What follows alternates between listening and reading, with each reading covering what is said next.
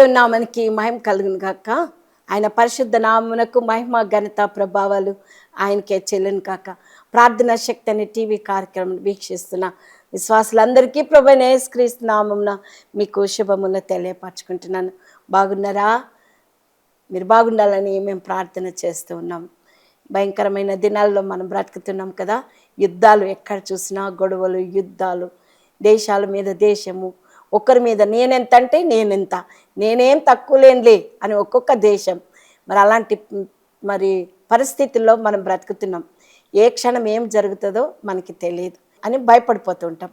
కానీ ఆయన అంటున్నాడు, భయపడకు బిడ్డ, నేను నీకు తోడుకున్నాను, నిన్ను విడిపిస్తాను, నిన్ను గొప్ప చేస్తాను, నీకు తోడుగా ఉంటాను, నిన్ను నడిపిస్తాను అంటున్నాడు. ఎవరంటారండి ఈ లోకంలో? ఎవరు అన్నారు, కానీ దేవుడే అంటాడు మనల్ని. ఆ నడిపించే దేవుడిని మనం ప్రార్థించాలని, ఆ నడిపించే దేవుని దగ్గర మనం కూర్చోవాలని ఆయన ఇష్టపడుతున్నాడు. ప్రార్థన చేసుకుందాం. దయగల తండ్రి, ప్రేమ కలిగిన ఆయన గొప్ప దేవుడు ప్రభువా, మా పాడైన జీవితాలను బాగు చేయగల దేవుడు నువ్వు ఒక్కడివే నాయన. మేము వేదనతో, బాధతో, దుఃఖంతో కృంగిపోయినప్పుడు మమ్మల్ని విడిపించేవాడవి నీవే కదయా, మమ్మల్ని ఓదార్చేవాడవి నీవే కదయా, మమ్మల్ని నడిపించేవాడవి నీవే కదయా. అందుని బట్టి నీకు స్తోత్రాలు చెల్లించుకుంటున్నాం బాబు. ఏ వేదనతో, ఏ దుఃఖంతో ఈ టీవీ దగ్గర కూర్చున్నారు నాకు తెలియదయ్యా, కానీ దుఃఖాన్ని తీసివేయగల దేవుడు, శ్రమల నుండి విడిపించగల దేవుడు నీ ఒక్కడివేనాయా. అయ్యా, మా కుటుంబ పరిస్థితుల కొరకు నీ సన్నిధిలో ప్రార్థిస్తున్నాం నాయన. వేదనతో కూర్చున్నారయ్యా, వారి కుటుంబాల కొరకు ప్రభా, ఉద్యోగాల కొరకు, వివాహాల కొరకు, బిడ్డల మాట వినటం లేదని బాధపడుతూ వారు కూర్చున్నారయ్యా నీ సన్నిధిలో. వారి మొర వినమని ప్రార్థిస్తున్నాం నాయన. వారిని కనికరించండి, కృప చూపండి, వారిని నడిపించండి అయ్యా. అద్భుత కార్యాలు వారి పట్ల జరిగించమని ప్రార్థిస్తున్నాం. మా దేవా, గొప్ప దేవా, నీకు వందనాలయ్యా. అద్భుతాలు చేయవాడా, ఆశ్చర్య కార్యాలు జరిగించేవాడా, నీకే మహిమ ఘనత ప్రభావాలు చెల్లించుకుంటున్నాం తండ్రి. ఇదిగో బలహీనరాల్ని బాబు నీ బలంతో నింపు, శక్తిహీనరాల్ని నీ శక్తితో నింపు నాయన. మాట్లాడేది నేను కాదయ్యా, మీరు మాట్లాడండి. ఇక్కడ కూర్చున్న వారికి ఏ అవసరత ఉన్నదో నాకు తెలియదయ్యా, కానీ అవసరతలు తీర్చే దేవుడు నీవున్నావని విశ్వాసంతో కూర్చున్నారయ్యా. అయ్యా, వారి కార్యాలు మీరు నెరవేర్చి మీరే మహిమ పొందుకొనమని యేసు పరిశుద్ధ నామముని బట్టి అడుగుచున్నాను తండ్రి. ఆమేన్, ఆమేన్. దేవుడు మిమ్మల్ని దీవించి ఆశీర్వదించును కాక. బాగున్నారా? అక్కడక్కడ కనపడినప్పుడల్లా అమ్మ మేము బాగున్నామమ్మా, మీ వాక్యం మేము వింటున్నామమ్మా, మాకు చాలా సంతోషం కలుగుతుంది. కరెక్ట్గా మా కోసమే, మా జీవితాల గురించే మీరు చెప్తున్నారు. మరి మేమే ఆశ్చర్యపోతూ ఉంటాము ఒక్కొక్కసారి. మాకు ఏ బాధతో ఉండి టీవీ దగ్గర కూర్చుంటామో కరెక్ట్గా మీరు అదే చెప్తూ ఉంటారు. అప్పుడు మేము చాలా బలపడుతున్నాం మీ వాక్యాన్ని చూసని చెప్తున్నారు. నేను చెప్పేది కాదు, మీరు కూడా చెప్పాలని నేను ఇష్టపడుతున్నాను. నేను ప్రార్థన చేస్తే స్వస్థత కాదు, మీరు కూడా ప్రార్థన చేయాలి, మీరు కూడా కన్నీటితో దేవుని దగ్గర అడగాలి. మీరు ప్రార్థన చేస్తే దేవుడు విన్నాడా బిడ్డ? మీరు ప్రార్థన చేసినప్పుడు కూడా స్వస్థత కలుగుతుంది. తెలుసా మీకు ఆ సంగతి? నా ప్రియబిడ్డ, వాక్యంలో ఉండాలని ఎదుటి వాళ్ళని చూసి మనం నేర్చుకోకూడదు, మనల్ని చూసి ఎదుటి వాళ్ళు మంచి నేర్చుకోవాలి. అప్పుడు కుటుంబాలు, అప్పుడు కాలం అలాగ ఉండేది కాబట్టి కుటుంబాలు అభివృద్ధి పొందగలిగినాయి. ఈరోజు మేము ఇదిగో మేము ఇట్లా కూర్చోగలుగుతున్నాం. నా ప్రియబిడ్డ, ఈ వాక్యం వింటున్నా నా ప్రియబిడ్డ, నువ్వే రీతిగా ఉన్నావు, ఇంకా దగ్గరగా దేవునికి దగ్గరగా ఉండాలని నేను ఇష్టపడుతున్నాను. అందుకే ఈ దినాన్ని పాడైన బ్రతుకుల్ని దేవుడు బాగు చేయగల దేవుడు. మనం అనుకుంటే ఏంటండి, మా పాడైపోయినాం, మా జీవితాలు ఇంకా ఏం వేస్ట్. ఒక ఆయన ఫోన్ చేసి చెప్తున్నాడు, అమ్మ నేను బాగా తాగేస్తున్నానమ్మా, ఇంకా దేవుడిని నాకు అడిగాను, నాకు ఆయన సాయం చేయలేదు, అందుకే నేను బాగా తాగేస్తున్నాను అన్నాడు. నేను నువ్వు బాగా తాగేస్తే ఎక్కడికి వెళ్తావో తెలుసా అని అడిగాను. అంటే ఎక్కడికి వెళ్తానమ్మా నేను అన్నాడు. అంటే నువ్వు నరకానికి వెళ్ళిపోతావు, ఎందుకంటే దేవుడు నిన్ను ప్రేమిస్తున్నాడు కదా, ఇంకా నేను బతికించాడు. కొంతమంది ఉట్టిగానే చచ్చిపోతున్నారు బాబు అని నేను చెప్పాను. కారణం లేకుండా వట్టిగా చచ్చిపోతున్నాను, నేను ఇంకెందుకు బతికిస్తున్నాడో తెలుసా, నువ్వు ఇంకా మారాలని, ఆయన కొడుకుగా నిన్ను ప్రేమించాలని, నువ్వు ఆయనను ప్రేమించాలని, ఆయనకు దగ్గరగా ఉండాలని ఇంకా నీకు దేవుడు సమయం ఇస్తున్నాడు. ఎందుకు సమయం ఇవ్వాలి మనకి? ఏం మంచితనం ఉంది మనలో? ఏమైనా మంచితనం ఉందా? ఏ మంచితనం లేదు. కానీ ఆయన ప్రేమ, ఆయన కనికరం గల దేవుడు, ఆయన కృప చూపే దేవుడు, పాడైపోయిన బ్రతుకులను ఆయన నిలబెట్టగల దేవుడు. మన దేవుడు అంత గొప్ప అద్భుత కార్యాలు జరిగించే దేవుడు. మనం చదువుకుంటున్నాము, వ్యభిచారం మంది పట్టబడిన స్త్రీ విషయం మనం చదువుతున్నాం. యోహాను సువార్త 8వ అధ్యాయం 1-11 వచనాలు మనం చూస్తే, ఆమె వ్యభిచారం చేసి పట్టబడ్డది. అయితే వాళ్ళందరూ తీసుకుని వచ్చి ఆమెను మధ్యని నిలబెట్టారు. అయ్యా, ఈమె వ్యభిచారం మంది పట్టబడ్డది, ఈమెను ఏం చేయాలి? ధర్మశాస్త్రం ప్రకారంగా ఏం చేయాలంటే రాళ్లతో కొట్టి చంపేయాలి. మరి పురుషుడు పాపం చేయలేదా? స్త్రీయే పాపం చేసిందా? పురుషులందరూ వచ్చారు ఆమెను ఏం చేస్తారని. అక్కడ నేను చదువుతున్నా, శాస్త్రులను పరిసయ్యులను వ్యభిచారం మందు పట్టబడిన ఒక స్త్రీని తోడుకుని వచ్చి ఆమెను మధ్య నిలబెట్టి, బోధకుడా, ఈ స్త్రీ వ్యభిచారం చేయుచుండగా పట్టబడింది, అట్టి వారిని రాళ్ళు రువ్వి చంపవల్లని ధర్మశాస్త్రంలో మోషే మనకు ఆజ్ఞాపించింది కదా, ఆయనను నువ్వేమి చెప్పుచున్నావని ఆయనను అడిగిరి. ఆయన మీద నేరం మోపవల్లని ఆయనను శోధించుచూ ఇలాగ అడిగిరి. అయితే యేసు వంగి నేల మీద వ్రేలుతో ఏమో వ్రాయిచుండెను. వారు ఆయనను పట్టు వదలక అడుగుచుండగా ఆయన తల ఎత్తి చూచి, మీలో పాపం లేనివాడు మొట్టమొదట ఆమె మీద రాయి వేయమని వచ్చినని వారితో చెప్పి మరలా వంగి నేల మీద వ్రాయిచుండెను. వారు ఆ మాట విని పెద్దవారు మొదలుకొని చిన్నవారి వరకు ఒకని వెంట ఒకడు బయలు వెళ్ళిపోయారు. చూసారా, పాపం వాళ్ళు చేయలేదా? మీలో పాపం లేని వాళ్ళు ఎవరున్నారో రాయేయమన్నారు. మనుషులు అంతే కదా, వాళ్ళు తప్పులు చేస్తూ ఉంటారు. ఈ లోకంలో కూడా అంతే. ఊరికే తప్పు చేసిన వాళ్ళని ఎత్తిపడి చూపిస్తారు, కానీ వాళ్ళకన్నా ఎక్కువ తప్పులు వీళ్ళే చేస్తూ ఉంటారు. నువ్వు తప్పు చేసినావు, నువ్వు తప్పు చేసావు అంటారు, కానీ వాళ్ళకన్నా ఎక్కువ తప్పు వీళ్ళే చేస్తూ ఉంటారు. కానీ ఏంటంటే దొరకాలి, ఏదో ఒక దొరకాలని, దేవుని ఆయనని ఏదో చిక్కుల్లో పెట్టాలని ప్లాన్ చేస్తున్నారు. అప్పుడు ఆయన అన్నాడు ఒక్కడు వ్రాయిచుండెను. వారు ఆయన మాట విని పెద్దవారు మొదలుకొని చిన్నవారి వరకు ఒకరి వెంట ఒకడు బయటకు వెళ్ళి యేసు ఒక్కడే మిగిలేను. చూసారా, అందరూ వెళ్ళిపోయారు, కానీ మనతో ఉండేది యేసు ఒక్కడే.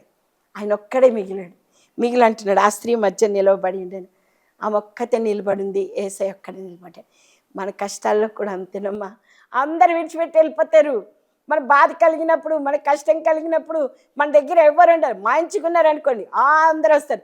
వాళ్ళు ఎన్ని తప్పులు చేసినా అవేమి కనపడు, తప్పులు వెతుకుతూ ఉంటారు. అందుకే అంటున్నాడు, కపటం మధ్యన ఉందని మనం చదువుతున్నాం. ఇర్మియా గ్రంథం 9వ అధ్యాయంలో మనం చూస్తే 4వ వచనంలో చదువుతున్నాను.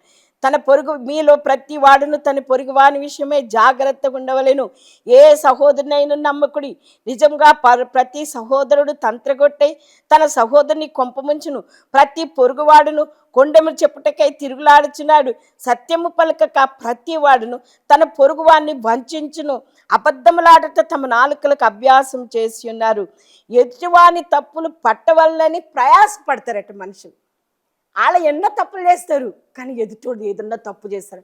వాళ్ళ కంట్లో ఉన్నది ఏమంటున్నాడంటే, కంట్లో ఉన్న ధూళని తీసేసుకో బాబు, ఎదుటి వాళ్ళ కంట్లో ఉన్న చిన్న నలుసే కనపడుతుంది, కానీ వాని కంట్లో ధూళం అట్లనే ఉంచుకుంటాడు. కానీ ఎదుటి వాని కంట్లో ఉన్న నలుసురా ఎవరున్నదిరా, నువ్వు ఈ తప్పు చేసినవురా, నువ్వు ఆ తప్పు చేసినవురా, అమ్మ నీకు తెలుసా, ఎట్లా జరిగిందో తెలుసా అని మాట్లాడుకుంటుంటారు. బైబిల్లో ఉన్నది ఏమంటున్నాడంటే, ఎదుటి వాని తప్పులు పట్టవలనని ప్రయాసపడుదురు, నీ నివాస స్థలము కాపట్టి మధ్యనే ఉన్నది, వారు కపటులై నన్ను తెలుసుకొని వాళ్ళకు ఉన్నారు. ఇదే యెహోవాకు.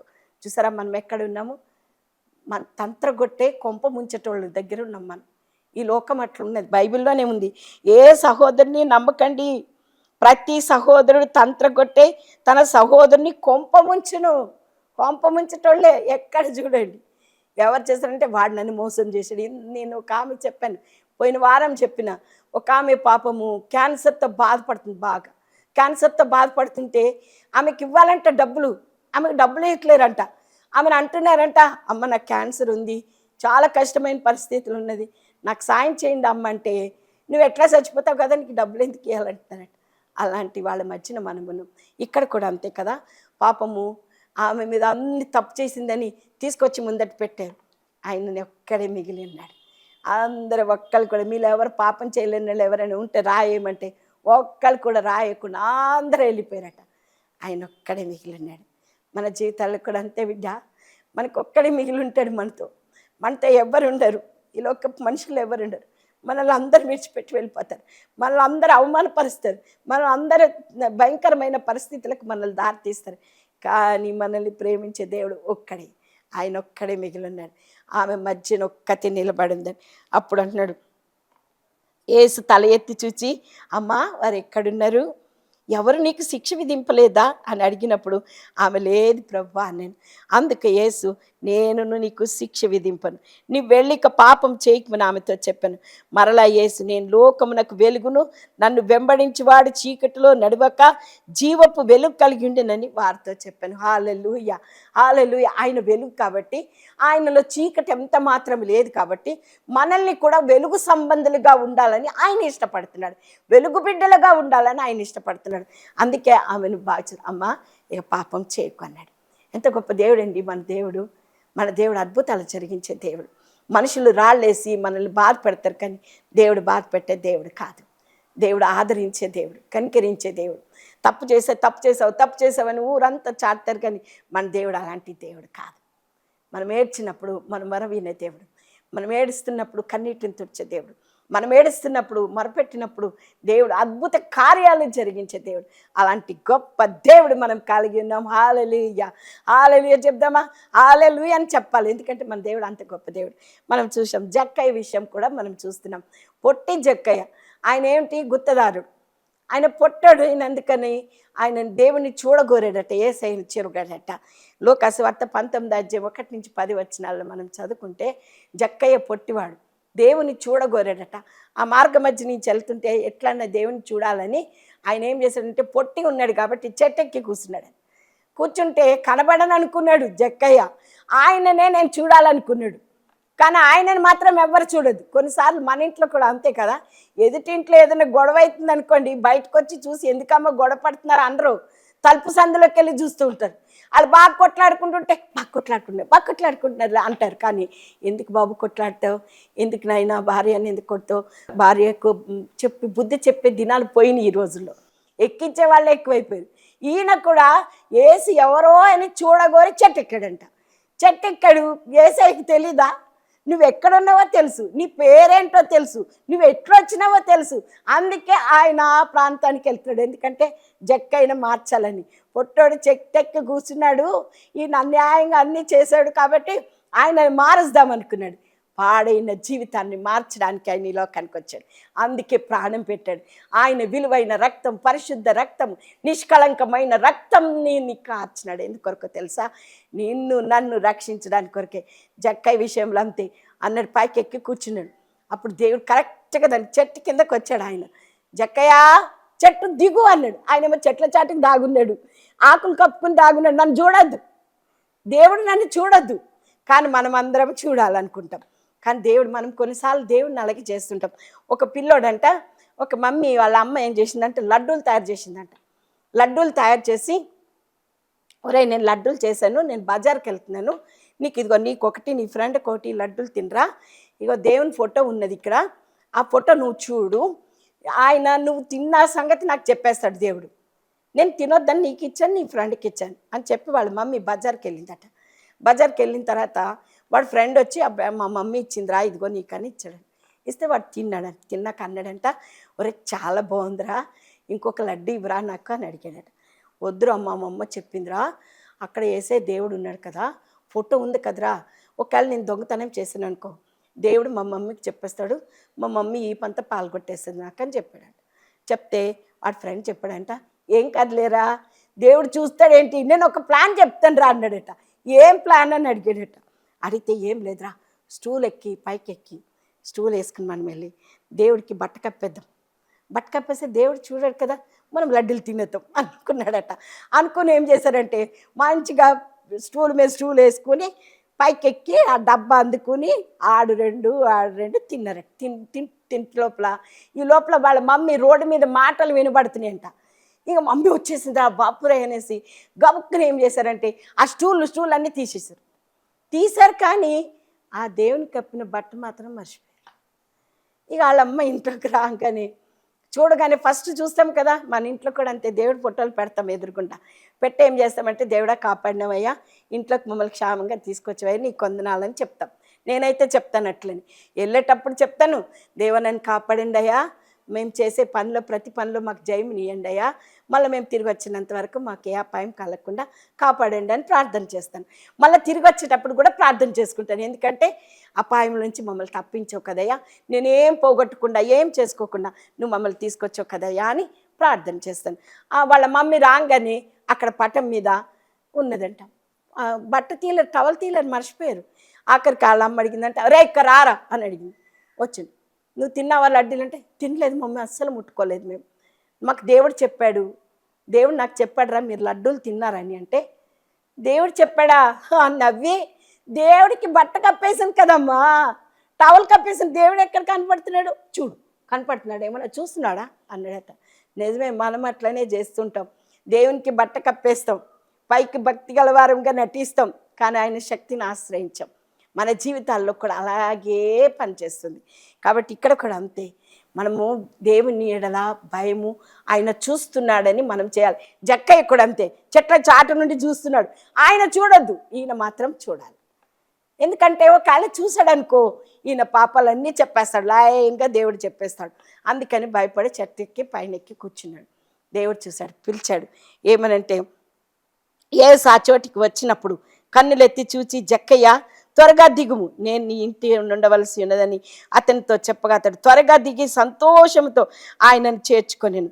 ఈయన పాపి అయిన మనిషిని యొద్ద బస చేయి వెళ్ళనని చాలా సణుక్కొనిది. జక్కయ్య నిలబడి సణుక్కున్నారట. ఎందుకంటే మోసం చేశాడు కదా, గుత్తదారుడు, అంత డబ్బులు అన్యాయంగా వసూలు చేసుకునేవాడు. కాబట్టి ఇదేంరా దేవుడు ఈయన ఇంటికి వస్తానంటున్నాడు ఏంటి అని అక్కడ ఉన్న వాళ్ళందరూ అనుకుంటున్నారట. అనుకుంటుంటే ఏంరా అన్యాయం చేసేట అంతా మొత్తం ఆయన ఇంటికి వచ్చాడు. ఆయన అంటున్నాడు, జక్కయ్య నీ ఇంటికి వస్తాను దిగు. మన దేవుడు అలాంటి దేవుడు అండి, పాపులను రక్షించడానికే వచ్చాడు ఈ లోకానికి. మనం ఇంకా బలహీనమై ఉండగా మన కొరకు మరణించాడు, మనం ఇంకా శక్తిహీనమై ఉండగా మనల్ని బలపరచడానికి కొరకే ఆయన శిలువ మరణం పొందాడు. మన దేవుడు అలాంటి గొప్ప దేవుడు. అప్పుడు అంటున్నాడు జక్కయ్య నిలబడి, ఇదిగో ప్రభా నా ఆస్తిలో సగం బీదలకి. అప్పుడు ఎప్పుడైతే దేవుడు ఆయన ఇంట్లోకి వచ్చాడో మార్పు వచ్చేసింది, దేవుని లక్షణాలన్నీ వచ్చేసినాయి. వచ్చేసి అప్పుడు అన్నాడు, అయ్యా నేను అన్యాయంగా ఎవరి దగ్గరైనా తీసుకుంటే 4 గింతలు ఇచ్చేస్తాను, నా ఆస్తిలో సగం భాగం బీదలకు ఇచ్చేస్తాను. మార్పు ఎప్పుడైతే ఆయన ఇంట్లోకి రాగానే మార్పు కలిగింది.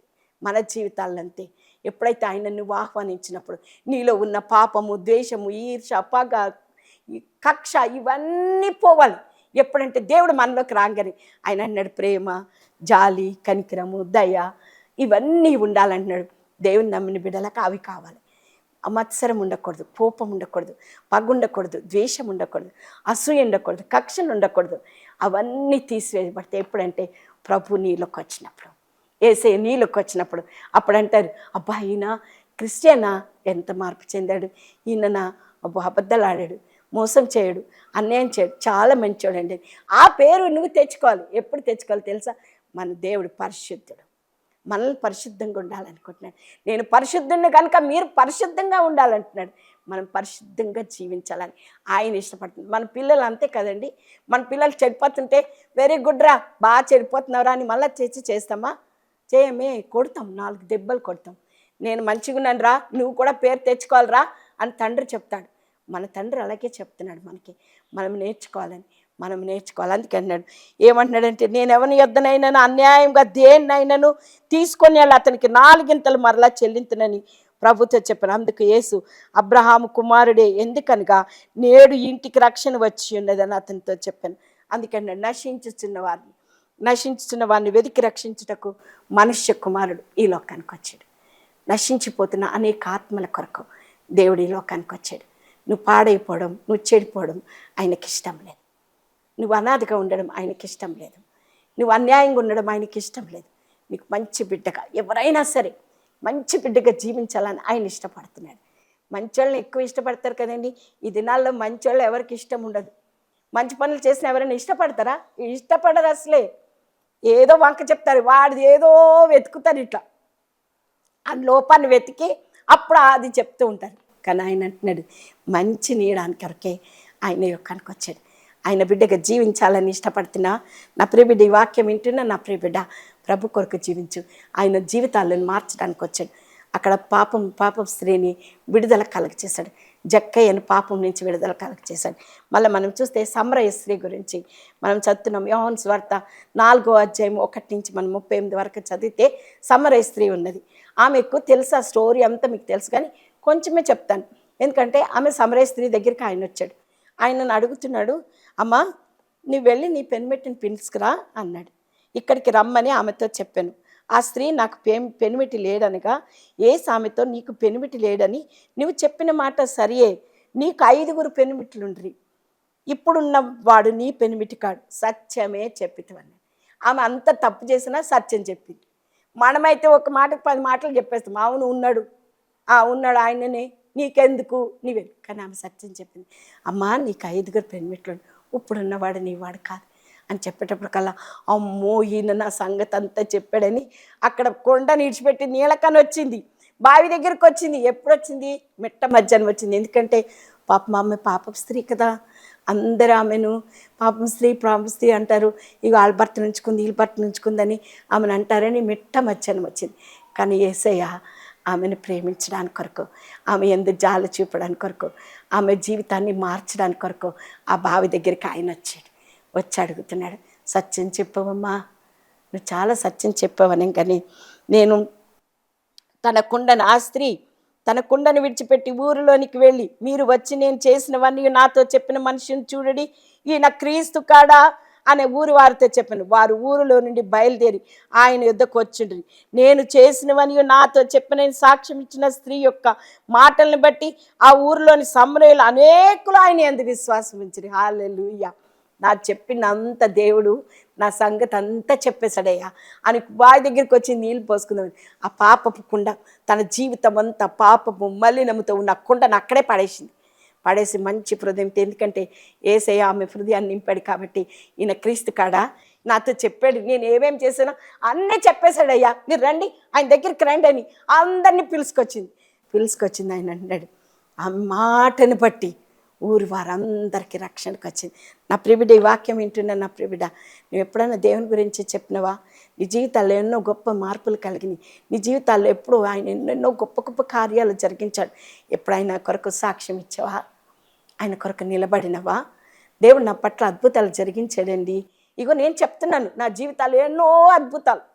నాకు 72 సంవత్సరాలు, కానీ నా జీవితంలో ఎన్నో భయంకరమైన అపాయాలు, వాటిల్లోంచి దేవుడు నన్ను విడిపించాడు. నేను చచ్చిపోతాను అనుకున్నారు, స్టంట్స్ వేయాలన్నారు ఆపరేషన్లో కూడా, కానీ దేవుడు నన్ను బ్రతికించాడు. నాకు స్టంట్ లేకుండా దేవుడు నన్ను బయటికి తీసుకొచ్చాడు.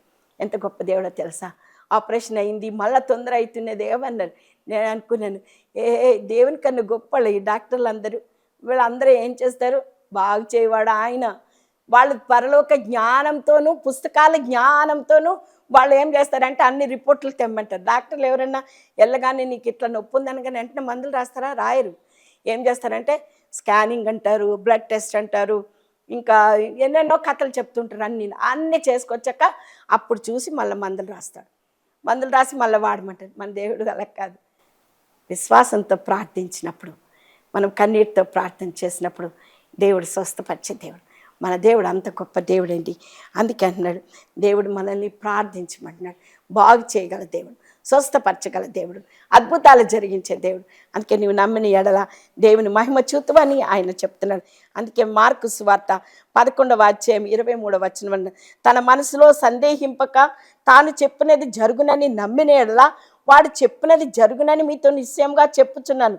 అందుచేత ప్రార్థన చేయనప్పుడు మీరు అడుగుచున్న వాటి నెలను పొంది ఉన్నామని నమ్ముడి, అప్పుడు మీకు కలిగినని మీతో చెప్పాలి. మనసులో సందేహించకూడదు. జరుగుతుందో లేదో, నేను వెళ్తానో లేదో, నాకు పెళ్ళి అవుతుందో లేదో, నాకు ఉద్యోగం వస్తుందో లేదో, నా చేతులు నిండుతాయో లేవో, నా పిల్లలు బాగుంటారో లేదో, నాకు ఇల్లు దొరుకుతుందో లేదో, నాకు ఎట్లున్నది, నా పరిస్థితి ఇట్లున్నది, నా భర్త మారుతాడో లేదో, నా భార్య మారుతుందో లేదో, నా పరిస్థితి ఇలాగున్నది, ఇరుగు పొరుగు వాళ్ళు ఇట్లా అంటున్నారు, వాళ్ళు చూడు ఎంత మంచిగా ఉన్నారు, వీళ్ళ చూడు ఇంత, అవే పొద్దస్తమాను అవే చెప్పుడు తప్ప, దేవా ప్రాణం ఇచ్చినవయ్యా నీ కొన్నాళ్ళయ్యా, ఏం లేకున్నా పర్వాలేదయ్యా, నన్ను బ్రతుకుంచినవయ్యా, నన్ను కాపాడుతున్నవయ్యా, అందుని బట్టి నీకు వందనాలయ్యా అని ఎప్పుడన్నా అనుకున్నావా బిడ్డ? అట్లా అనుకుంటే నువ్వు చాలా ధన్యురాలు, చాలా గొప్ప. ఎప్పుడు అనుకోవాలి, ఇవన్నీ శాశ్వతం కాదు. కార్లు, బిల్డింగ్లు, మేడలు, ఈ లోకమంతా శాశ్వతం కాదు. అశాశ్వతమైంది పరలోకము శాశ్వతమైంది. అందుకే అంటున్నాడు, మీరు నా యొద్దకు రండి, నేను మీ యొద్దకు వస్తాను, మీకు ఏది కావాలో ఆయన ఇస్తానంటున్నాడు. మన దేవుడు గొప్ప దేవుడు, ఆయన ఇస్తాడు. మనసులో సందేహించొద్దు. మనం తప్పకుండా జరుగుతుంది, తప్పకుండా అవుతుంది అని విశ్వాసంతో మనం అడిగినప్పుడు, ఎందుకు చేయడమ్మా? ఉట్టి పిల్లోడే 10 సార్లు మనల్ని తొందర చేస్తుంటాడు. మన పిల్లలు వాడు అడిగిన వస్తువు ఇవ్వు ఇవ్వు ఇవ్వు ఇవ్వు ఇవ్వని ఓ గోల పెట్టి ఇల్లంతా తిరుగుతుంటాడు. వాళ్ళ నాన్న రాగానే వాళ్ళ అమ్మ ఇవ్వలేదని వాళ్ళ నాన్న మీద చెప్తాడు, వాళ్ళ నాన్నకి చెప్తాడు, ఎందుకే ఇవ్వలేదు అంటాడు. వచ్చి వాడు ఇయ్యడా, తండ్రి ఇవ్వడా? ఇస్తాడే. మన తండ్రి గొప్ప దేవుడు, ఇచ్చిగల తండ్రి. ఒకరోజు ఒక ఆయన ఏం చేసిండంట, వాళ్ళ తండ్రి గడ్డం గీసుకుంటున్నాడట బయట వరండాలు. గడ్డం గీసుకుంటుంటే వాళ్ళ కొడుకు వచ్చాడంట. డాడీ నేను ఎగ్జామ్స్ అవుతున్నాయి, మరి నేను పాస్ అయితే నువ్వేమి ఇస్తావు డాడీ అని అడిగాడట.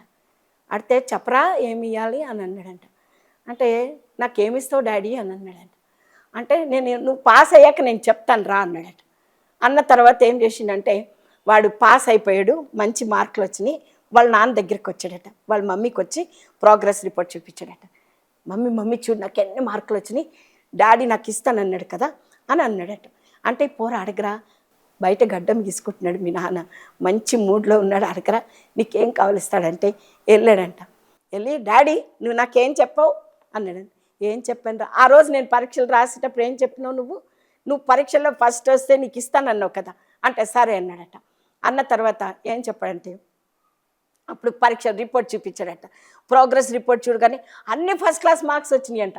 ఫస్ట్ క్లాస్ మార్క్స్ రాగానే వాడు అన్నాడట, డాడీ మరి ఇప్పుడేమి ఇస్తావు నాకు అన్నాడట. అంటే అప్పుడు డాడీ అన్నాడంట, ఒరే నీకేం కావాలి కోరుకోరా అన్నాడట. నీకేం కావాలరా చెప్పు, కార్ తేవనా, కార్ ఇట్లా స్కీల్ ఇస్తారు కదా అవి తేవాలనా, క్రికెట్ ఆడుకునే బాల్ తేవాలనా, ఏం తేవాలరా అని అడిగాడట. అడిగితే వాడికి ఏం తేవాలో ఏం అడగాలో ఏం తోయలేదు వాడికి. సడన్గా మా డాడీ అసలు ఇయ్యలేడు, పిసినారోడు, కానీ ఇస్తానన్నాడు, కానీ అడగాలి కదా.